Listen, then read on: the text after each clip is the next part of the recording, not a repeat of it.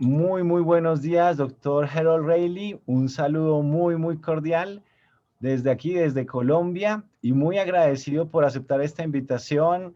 Sabemos pues que tiene múltiples compromisos, múltiples situaciones, y pues de antemano pues muchísimas gracias por atender esta invitación. Bueno, yo tengo gratos recuerdos de mis actividades allá en Colombia, en su lindo país. Hace Ya veo que muchos años, pero los conservo muy vivos y gratos.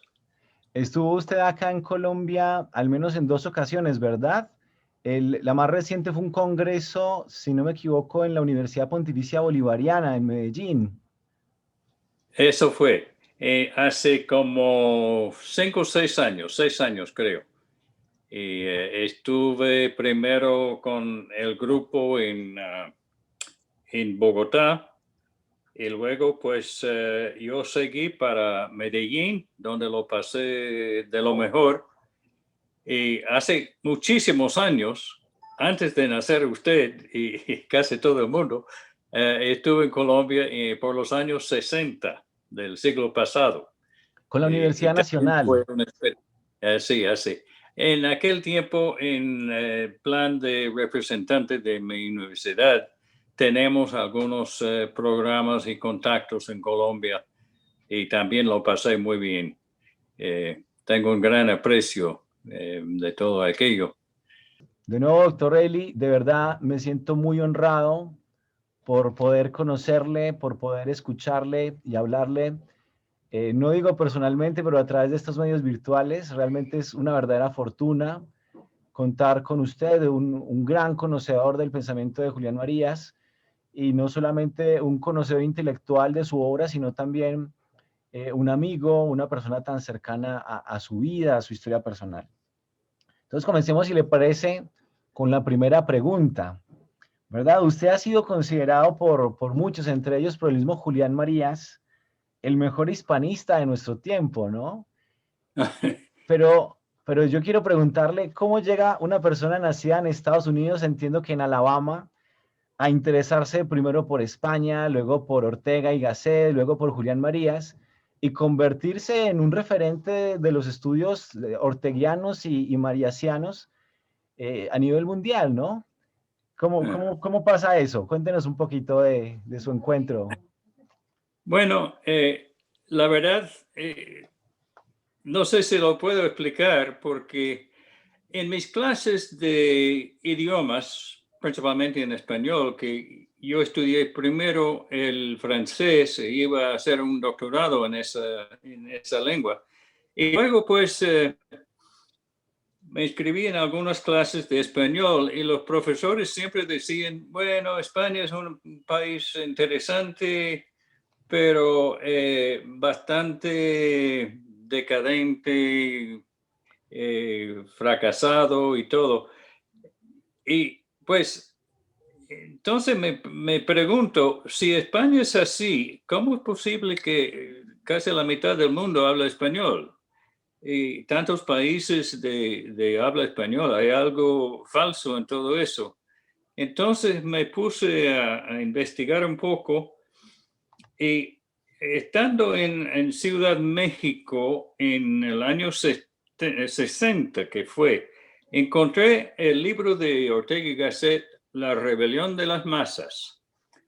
Pero no quise leerlo porque me parecía un libro de tono marxista y bueno, yo estaba harto de ensayos marxistas y esas cosas socialistas. Entonces, no leí el libro hasta el 63. Y un día me puse a leer el libro y estaba como hipnotizado por el estilo, por las ideas, por el tono.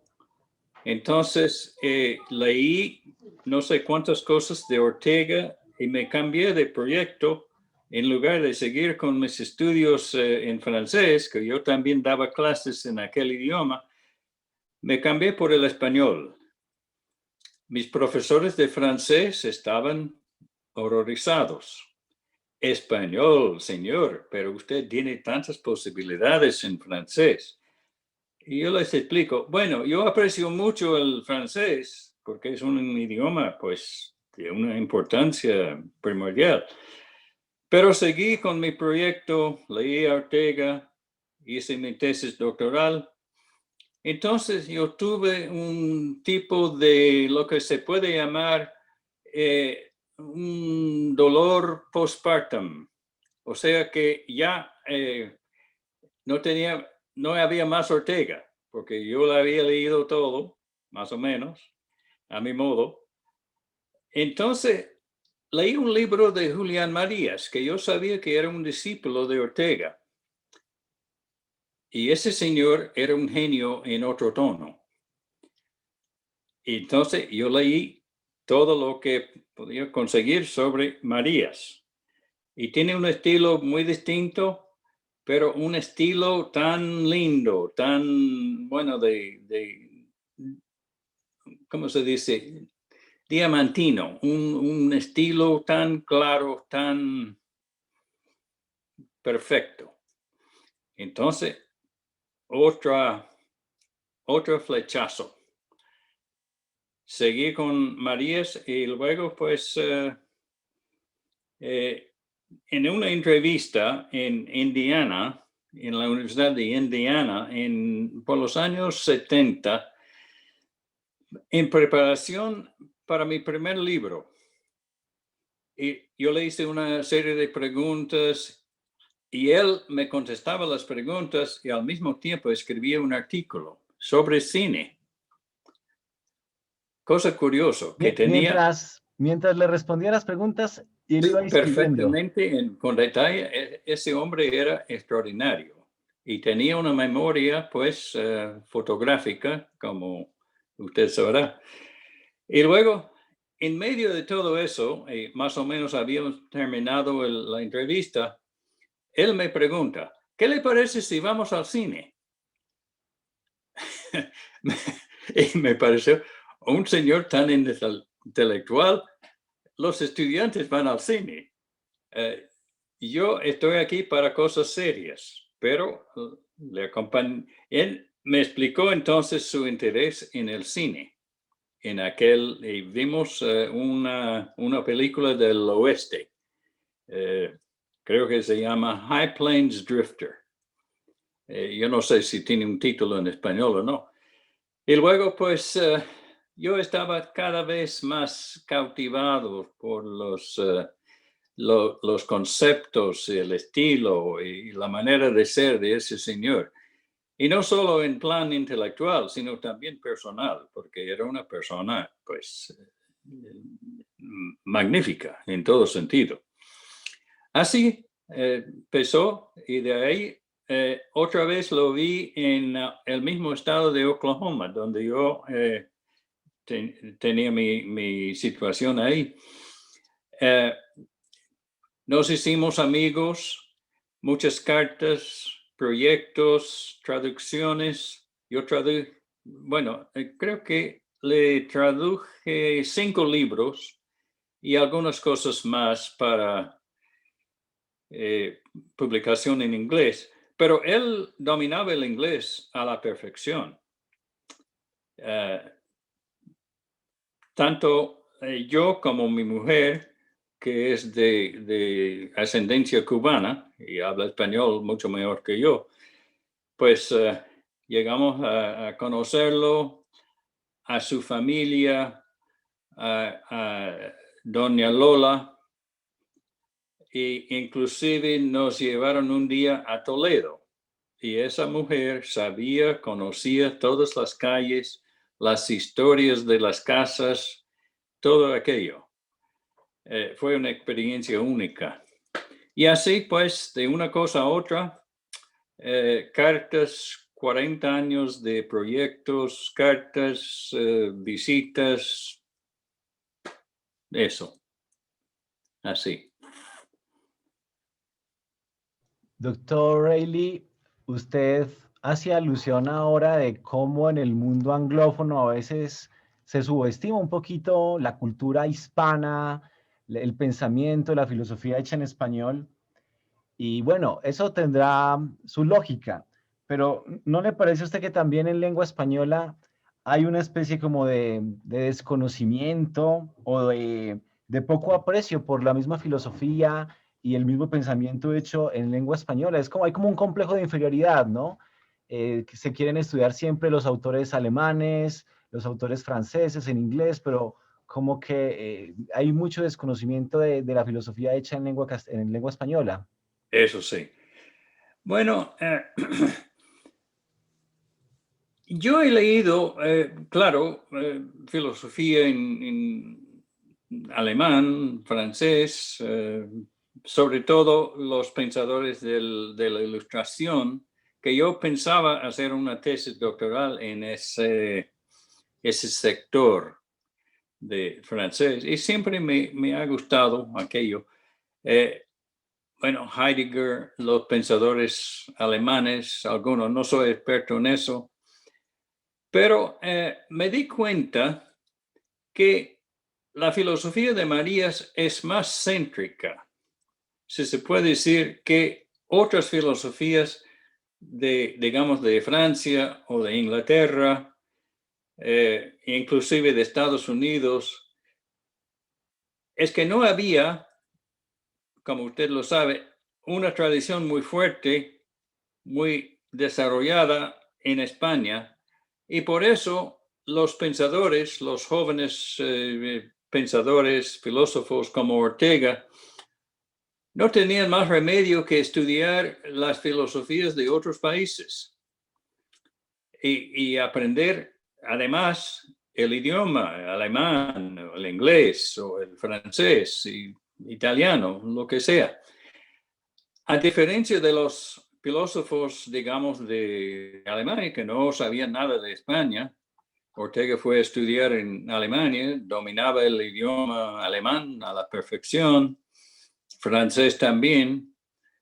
Era imprescindible saber esas cosas. Y por eso, para mí, la filosofía en lengua española, en un sentido paradójico, es más céntrico.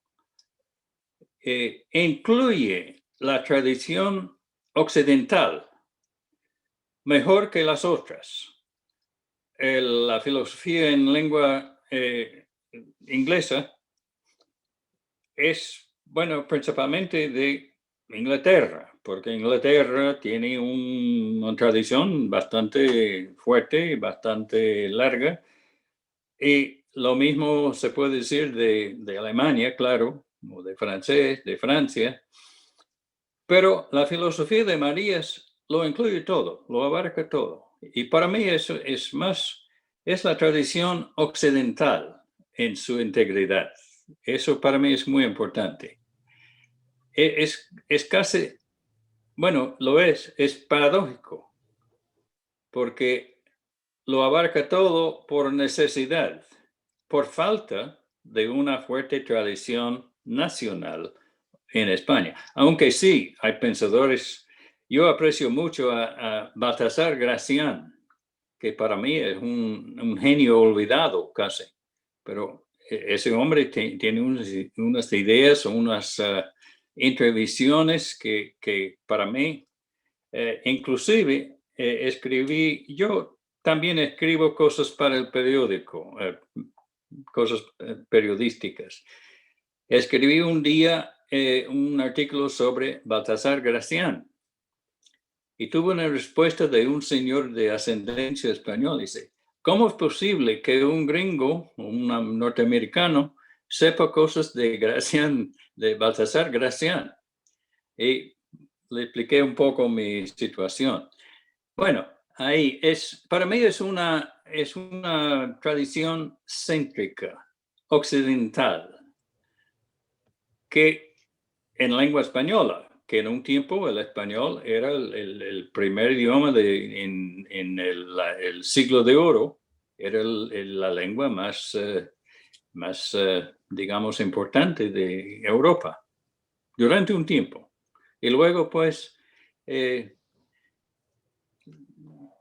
pasó eso y se olvidó un poco las aportaciones españolas al mundo intelectual, artístico y eso.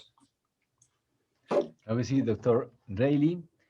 Usted, bueno, empecemos por este lado. Vea, Marías, en el prólogo, en uno de los prólogos que hace a Ortega, Circunstancia y Vocación, prácticamente dice que para conocer la vida de Ortega habría que ser español, y no solamente español, sino muy español. Pero luego usted hace su tesis sobre Ortega y el mismo Marías en el prólogo se asombra y se maravilla y le felicita por su acierto, por el éxito, digamos, de esa empresa que usted emprende, e incluso dice, es que no solamente las personas americanas deberían leer este libro sobre Ortega, sino también los hombres de lengua española, ¿no? Porque aprenderían sobre Ortega muchas cosas verdaderas y oportunas. O sea, ¿cómo logra usted, o sea, teniendo en cuenta que el mismo Marías decía, no, hace falta ser español para lograr este acercamiento tan personal a Ortega, ¿cómo logra usted acertar, dar en la diana y lograr, digamos, ese conocimiento de Ortega tan certero? Bueno, no sé. Mis conocimientos no son nada perfectos porque hay muchos lapsos y eso, ¿no? Pero conservo ese aprecio. No sé, yo soy sureño de nacimiento y simpatizo un poco con los países del sur, los países mediterráneos. Y no sé, por alguna afinidad, me siento bien en España, más o menos bien en Francia. Y en Inglaterra es como estar en casa. Estar en casa no siempre es muy agradable, pero es la casa, el hogar. En Italia lo mismo, uno se siente pues identificado con todo aquello. No sé, la vida mediterránea, la manera de pensar, me atrae mucho. Hay una cosa, en los países norteños, en Inglaterra o en Alemania, he notado que se cree que se puede decir la verdad sin elegancia, sin elocuencia. Ustedes, los mediterráneos, tienen otro sentido, otro enfoque. Las cosas que no se dicen bien no son exactamente verdad.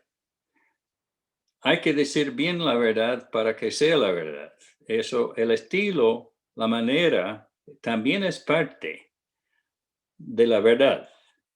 Y yo eso lo aprendí o lo sentí, lo afirmé en el estudio de María, sobre todo, que el estilo es parte de la filosofía. Es lo que él llama calidad de página, que es un concepto que me gusta mucho. Calidad de página. O sea que en cada página de Marías o de Ortega, uno aprende muchas cosas. Y en otros filósofos que son excelentes, uno lee página tras página y luego de vez en cuando una verdad. En Marías, las verdades caen sobre uno como una cascada de verdades, ¿no? Y eso, esa calidad de página, ese sentido de estilo, escribir para que la gente pueda aprender, puede entender lo que uno dice. Eso para mí es fundamental.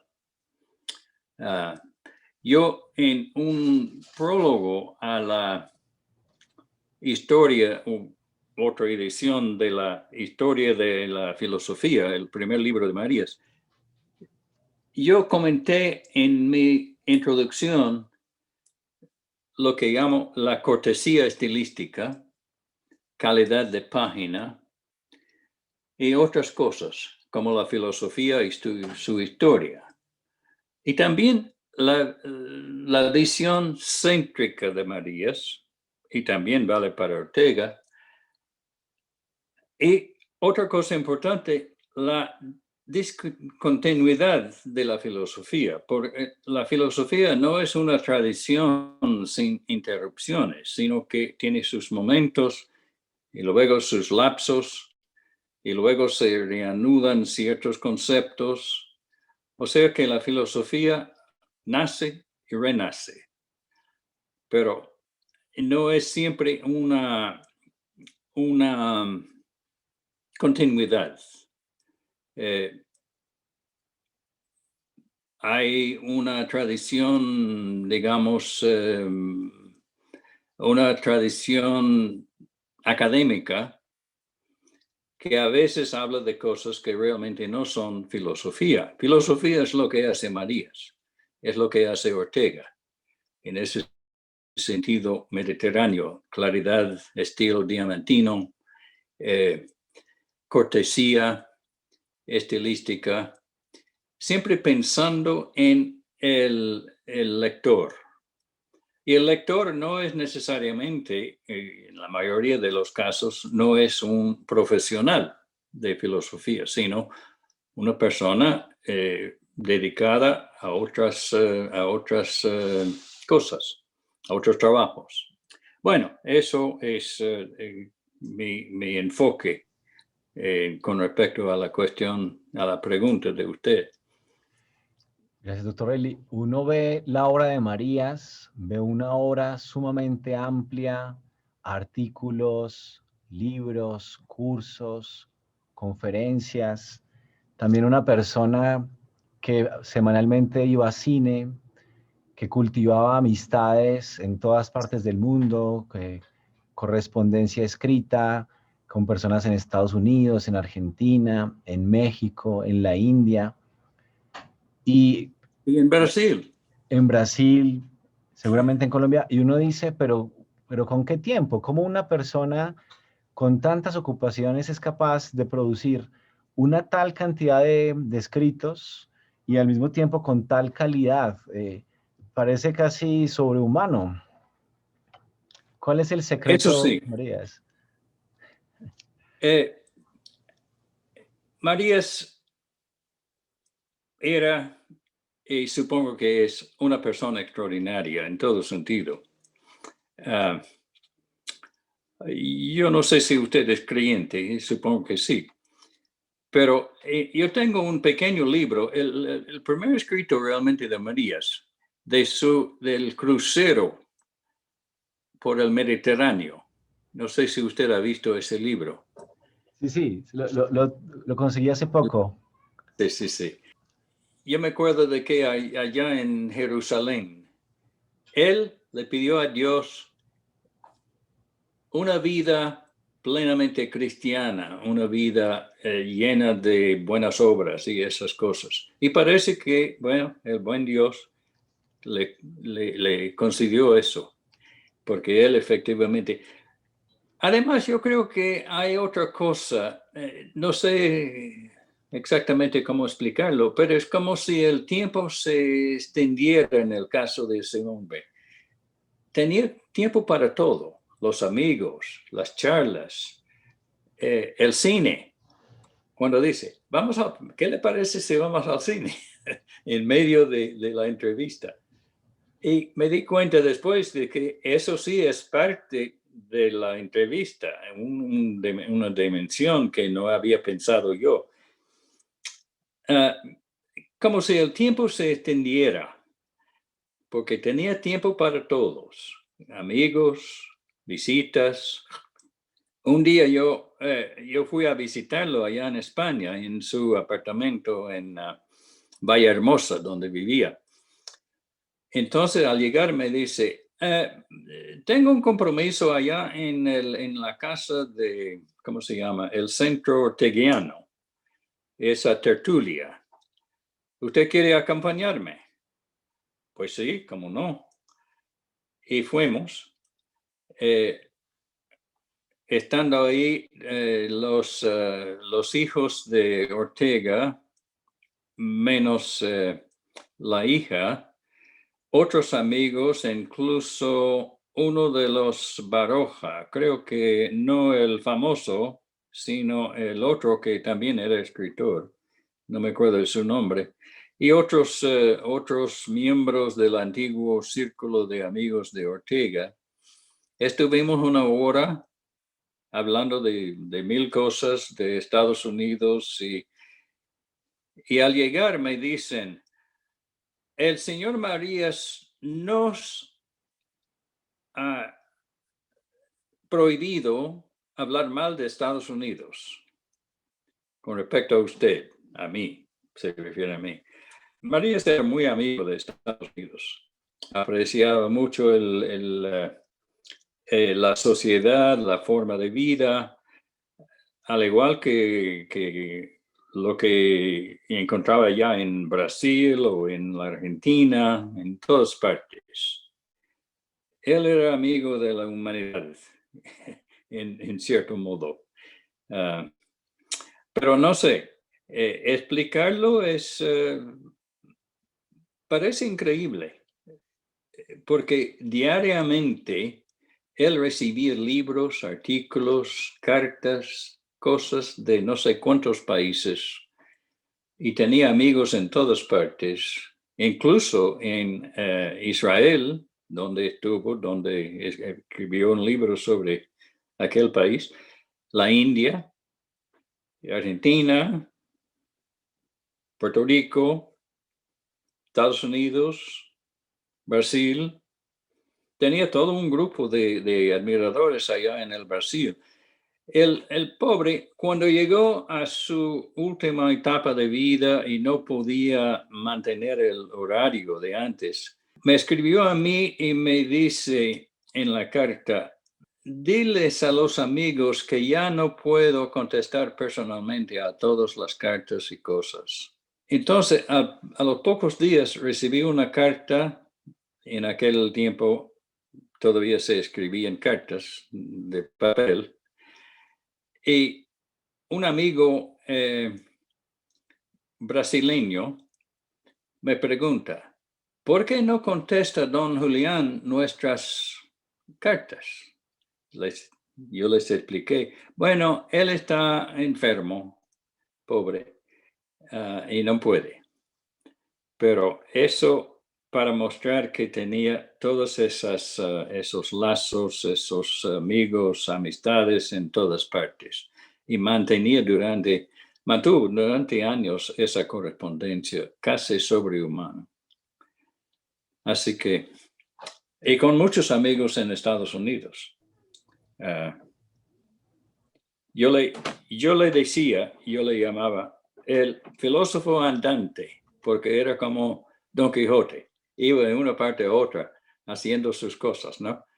Y en las ciudades más apartadas, California, Nueva York, Indiana, Oklahoma, incluso en mi estado natal, en Alabama, él fue a visitar a mis suegros. Conocía miles de personas. Bueno, ya ve usted mi entusiasmo por ese señor, porque sigue siendo mi maestro. Bueno, y parte de las tareas de este caballero andante, como le llama, era salvar a Ortega, ¿no? O sea, María se propuso salvar a Ortega porque con la situación política en España, Ortega pasa de ser una figura intelectual de primera magnitud a ser olvidado, ¿no? A ser un poquito rechazado por el nuevo régimen político. Pero yo le quisiera hacer una pregunta. Se han multiplicado libros sobre Marías, congresos, tesis, artículos, pero muchas de sus obras no se han vuelto, digamos, a publicar. Pensemos en antropología metafísica, libros como La felicidad humana, como La estructura social, incluso los libros de María sobre Ortega parece que no se han vuelto a publicar. La pregunta es, ¿hace falta ahora salvar a Marías? Yo creo que sí. Efectivamente, él hizo lo máximo para salvar a Ortega. Y su lealtad para con Ortega no faltó nunca. Era una amistad incondicional, de las pocas que uno encuentra en filosofía o en otras cosas en las artes, porque lo primero que quiere hacer el artista es independizarse de sus maestros para hacer su propia actividad. O lo mismo en filosofía, que es, como dice Marías, es una vocación solitaria que uno hace en privado, tal vez con otras soledades, pero es principalmente una cosa. Pero él se sentía la necesidad, basado en su lealtad, en su amistad, esa obligación, bueno, para salvar a Ortega, su obra. Yo creo que sí. Y veo ahora en España, bueno, los jóvenes pensadores, para mí son jóvenes, como Nieves Gómez, Francesco, el italiano Nigris, ese, Francesco de Nigris. de Nigris. No sé, ¿usted conoce a Enrique González? Enrique González Fernández. Eso. Sí. Él es buen amigo mío, bueno, sacerdote, pero se dedica a Marías y otros que forman para mí un nuevo círculo de la Escuela de Madrid, lo que existió durante unos años en Madrid. Yo creo que hay, bueno, los principios de un nuevo ciclo del pensamiento de Marías. Ojalá que sea así. Vamos a ver.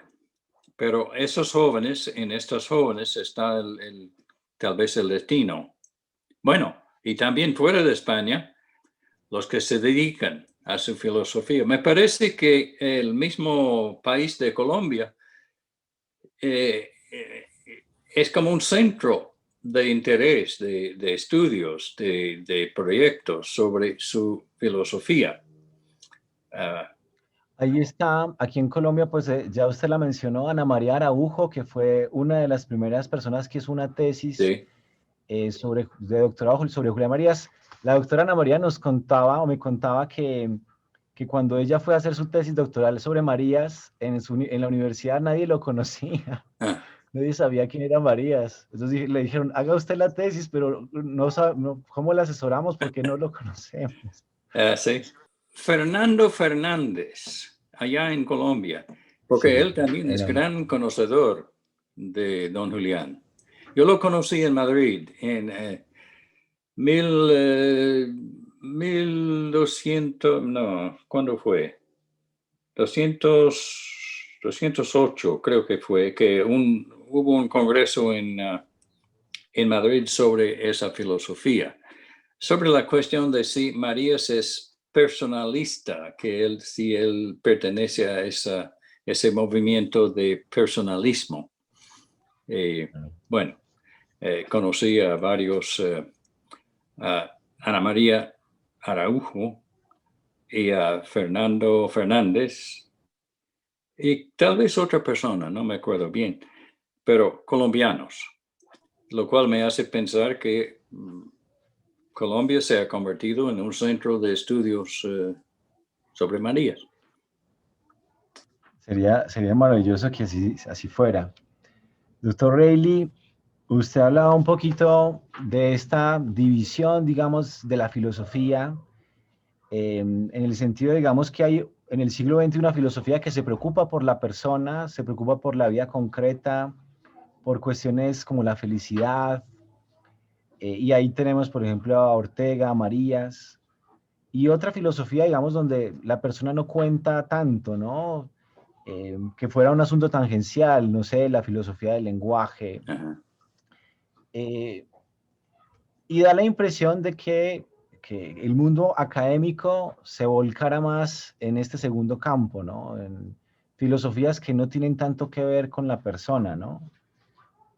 Eh, ¿Por qué pasa esto? ¿Por qué pasa esto? ¿Cómo ve usted el futuro de la filosofía ante esta aparente decisión donde la filosofía más académica, digamos, se hace de espaldas a las realidades personales, a las cuestiones antropológicas, y donde la filosofía parece más académica, se centra en cuestiones menos antropológicas?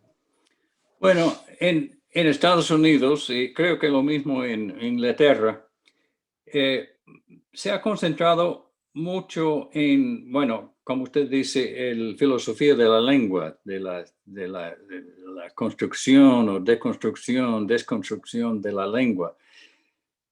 También importa mucho en el mundo americano o de habla inglesa la influencia de Darwin, el darwinismo. La idea de que, por cierto, esta mañana acá escribí un artículo sobre niveles de realidad, sería en español, claro, está en inglés, sobre esa cuestión de que si somos animales, si somos una especie de chimpancé, como dicen algunos, hay algunos libros con ese tema publicados en Estados Unidos e Inglaterra. Eso sí tiene mucho impacto en el mundo, no tanto la persona. La persona es como un tema olvidado. Espero que no sea el futuro de la filosofía. Y yo hago lo poco que me es posible para propagar la otra filosofía de la persona, de la vida humana, de la vida como la realidad más importante. La primera realidad en el mundo de los hombres debe ser la vida. Y no es cuestión de ser, como dice Marías en varios libros, sino de vivir. Y de ahí, pues, la razón vital, la razón histórica, la razón derivada de la vida de las personas. Las personas, como usted dice, en su forma concreta. Eso para mí es el futuro de la filosofía, en todas partes. Y yo, bueno, en mi condición de americano, yo hago lo que puedo para introducir estos temas a un público que realmente no piensa en esas cosas. Yo creo que en cierto modo en el mundo hispano es algo connatural con la condición, porque ustedes siempre han apreciado la persona, la amistad, el compañero. En este país no tanto. Y el darwinismo para mí ha sido una plaga, para decirlo francamente, que estorba mucho. Porque no somos animales, o por lo menos somos animales, pero no podemos llevar una vida animal, como decía Marías. Como el animal no puede llevar una vida humana. O sea que son realidades distintas. Existen, por ejemplo, en el mundo humano muchas realidades que no encontramos en la naturaleza. Por ejemplo, la verdad, el amor. Esas cosas encontramos seres vivos, pero no las abstracciones que son para el hombre, para la humanidad, cosas muy importantes. La ley, que es una cosa totalmente abstracta, pero es muy importante. Es una realidad que nosotros, los hombres, las personas, hemos creado y sin ella, yo creo que la vida humana sería una cosa, bueno, no sería una vida humana. sin nuestras abstracciones, sin nuestras creaciones, sin las realidades que brotan de la condición humana. Todo eso para mí es muy importante. Y encontramos todas las posibilidades para mí en el pensamiento de Marías. Y también la gente me pregunta a veces, ¿cuál es el pensador más importante? ¿Ortega o Marías? Y bueno, en primer lugar, mi primer impulso es evitar la cuestión, ¿no? Y no contestarla. Pero al pensarlo bien, creo que la filosofía de Marías es más perfecta porque tiene como antecedente todo el pensamiento de Ortega. Así que su filosofía es tal vez más importante porque abarca las dos dimensiones. La vida como realidad radical y la estructura empírica de la vida, que es la dimensión que encontramos en Antropología Metafísica, ese gran libro de Don Julián publicado en el año 1970. Y yo tengo mi ejemplar con su firma, que desde aquel año. Pero como filósofo, yo creo que son iguales. Son los dos los máximos exploradores.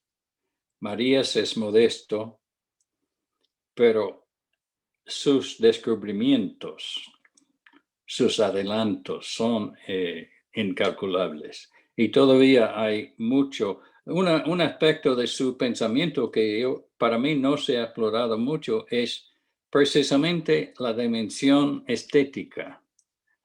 Yo escribí un pequeño artículo, tal vez el primero que escribí sobre su filosofía, sobre el origen del sentido estético. Es breve. Y él, pues, me escribió, me dice, usted es el único que ha notado eso. Y un día pienso volver sobre el tema, pero que yo sepa que nunca pudo hacerlo. Así que todo eso y mucho más encuentro en la filosofía de Marías y en las otras filosofías de aspectos nacionales. No tanto, no veo mucho futuro en eso. Puede que esté equivocado, pero espero que la filosofía de la vida, espero que sea el futuro de la filosofía. Y me alegro mucho encontrar una persona joven como usted dedicado a elaborar una dimensión de ese pensamiento. Le felicito. Muchas gracias, doctor Reilly. Y gracias por abrir camino, un camino enorme con la traducción de los libros de Marías al inglés. Creo que pues, ha sido una tarea prodigiosa, ¿verdad? La difusión de la filosofía de Marías al inglés y la de Ortega. Son ustedes los que han abierto el camino para que muchas otras personas puedan luego acercarse a la filosofía de Marías. Bueno, en alguna conferencia que usted daba, usted decía que se fiaba mucho de lo que Marías planteaba sobre lo que llaman las ultimidades, ¿no? Sobre estas cuestiones relativas a la muerte, a la vida perdurable. No sé si Sí. nos quiera hablar un poquito de ello. ¿Por qué considera de manera especialmente confiable los planteamientos de Marías sobre estos asuntos que por naturaleza misma son inciertos, ¿no? Marías hablaba de la incertidumbre de todos estos asuntos. Y al mismo tiempo, usted dice que es sumamente lúcido, ¿no, Marías, al hablar de estos temas? ¿Por qué confiar en Marías a la hora de abordar estos temas? Bueno, usted sabe que Marías es creyente, digamos, hablando en tiempo presente, es creyente, pero siempre él nunca abandona su perspectiva filosófica. No pasa de un campo a otro. lo cual es bastante frecuente en mi país porque no hay filosofía adecuada a explicar la trascendencia de la persona, la perduración de la vida. María es, como usted sabe, en libros como Persona, uno de sus últimos, y Mapa del Mundo Personal, y también en un libro que es un favorito mío, Razón de la Filosofía, en que resume su filosofía. Él siempre piensa como un filósofo, pero siendo el autor de importantes disertaciones, de importantes escritos sobre la vida, sobre la persona, tanto la persona femenina como la persona masculina, porque siempre tiene en cuenta los dos sexos. Por cierto, me costó un trabajo traducir una palabra suya que es sexuado, que es un neologismo, creo que en español. Bueno, yo hice lo mismo en inglés, al igual que otras cosas. Así que siempre piensa en esas cuestiones desde la perspectiva de filósofo, aunque en otro sentido, él cree como creyente en la vida perdurable. Pero me parece que su actuación, su perspectiva es la correcta. Pensarlo como filósofo, porque la vida no termina a la muerte, sino que por lo menos sigue influyendo otras vidas en la biografía, en el arte. Es una manera de perduración. Yo he pensado mucho en esas cuestiones, hasta el punto de escribir un pequeño libro mío, en inglés, claro, sobre esa misma cuestión, la perduración. Lo llamo Immortal Destiny.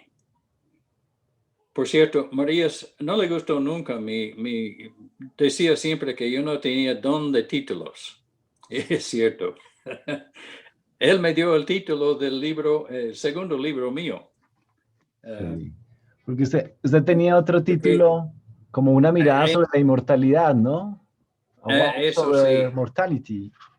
sí, era de un verso del poeta Wordsworth que me gusta, un poeta de tendencias filosóficas, pero a Marías le cayó mal el título y me dice, Harold, tú no tienes don, siempre me insistió en hablar de tú, lo cual me costó un trabajo porque, bueno, siendo un señor conocido mundialmente, y yo, bueno, casi no pude hacerlo, pero él siempre me decía, tú no sabes, tú no tienes el don de títulos. Y al fin y al cabo, pues yo empecé a hablarle de tú también, pero siempre pensando que era un usted por su importancia. Pero él era una persona, pues amigo de incondicional. Así que, pero repito que creo que su perspectiva filosófica es la correcta, dado el hecho de ser filósofo. Así que él siempre piensa esas cuestiones desde la filosofía. Doctor Reilly, realmente muy, muy agradecido con usted por su tiempo, por su generosidad y también por su testimonio, pues, de una persona dedicada al estudio del mundo español, de la filosofía de Ortega, luego de Julián Marías, y que ha dedicado una parte muy importante de su vida a esa traducción a lengua inglesa y a la difusión de su pensamiento. Entonces, realmente todo un referente para todos los que queremos acercarnos a esta filosofía. Entonces, de nuevo, doctor Reilly, muchas, muchas gracias. y desde ya me encantaría invitarle para una próxima ocasión con preguntas un poco más específicas sobre Ortega, sobre esta continuidad de Marías y al mismo tiempo la diferencia, las diferencias suyas con Ortega. Entonces, muchísimas gracias, doctor Reilly. Bueno, gracias a usted. Y repito, si en algo más le puedo ser útil, bueno, con mucho gusto.